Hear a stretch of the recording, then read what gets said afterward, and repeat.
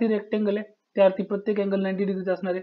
आणि ज्या अर्थी ए बी पी क्यू या दोन्ही लाईन पॅरलल आहेत त्या अर्थी अँगल ए हा माझा येणार आहे राईट अँगल.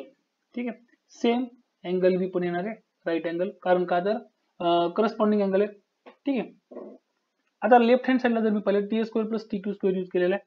ठीक आहे, तर मग टी एस स्क्वेअर जर मी पाहिलं तर मला इथं टी एस जो भेटतोय तो टी एस आहे ट्रायंगल टी एस चा हायपोटेनस. मग मी काय करतो, सगळ्यात अगोदर in triangle T S angle A is equals to 90 degree. ठीक आहे, टी एस मध्ये angle A is equals to 90 degree. मग मी काय करतो आता, using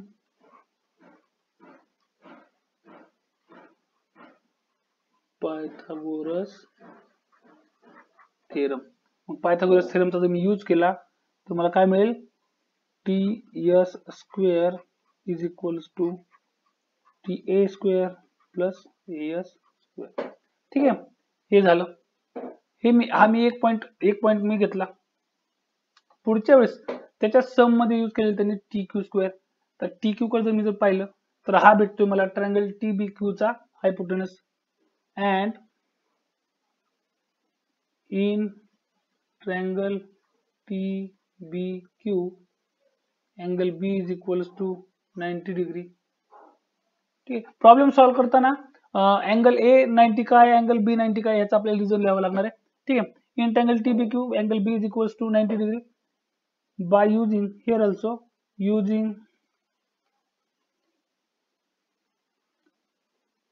Pythagoras theorem.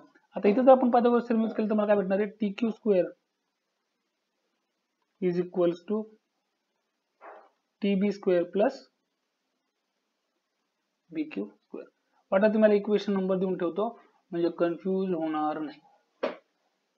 जे आपल्याला प्रूव्ह करायचे त्या इक्वेशन मध्ये T S square plus T Q square ही टर्म एलएचएस ला आहे. ठीक आहे, मग काय करावं आपल्याला, म्हणजे याचा अर्थ या दोन्ही इक्वेशन, ठीक आहे, हे या दोन्ही टर्म्स इथे काय केलेले, ऍडिशन केलेले. मग आपण इथं पण ऍडिशन करून घेऊ. मग इथं जर ऍडिशन केलं ऍड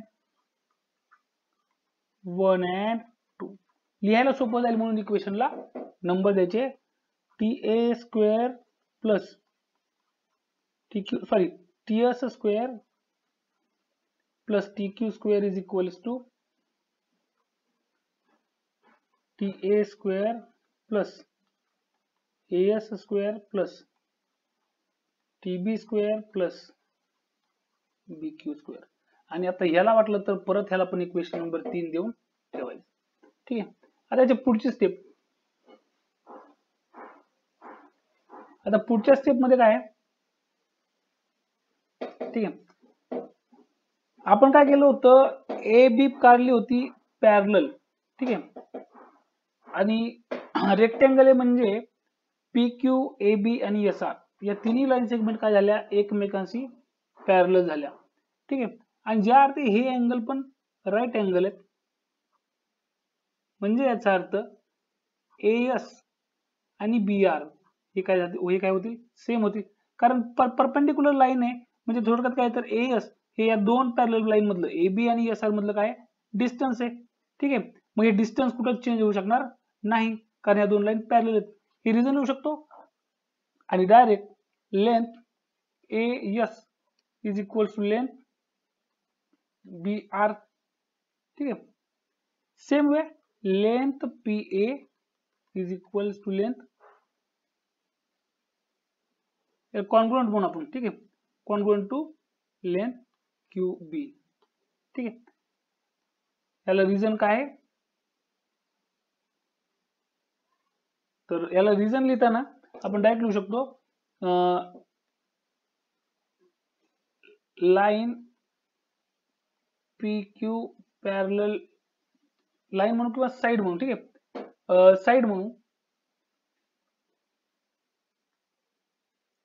याला साइड म्हणू.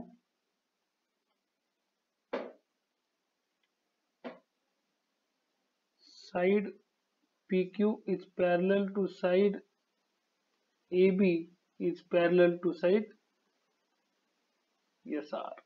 ठीक आहे, हे रिझन लिहिलं म्हणजे याचा अर्थ So AS is equals to BR and PA is equals to QB. ठीक है, AS is equals to BR and PA is equals to QB. आता इथून पुढं इक्वेशन 3 मध्ये मी काय करतो, AS च्या जागी BR पुट करतो. इक्वेशन 3 मध्ये काय करू आपण, AS च्या जागी BR पुट करू आणि QB किंवा BQ जे आहे त्याच्या जागी आपण PA पुट करू. ठीक आहे. So equation 3 becomes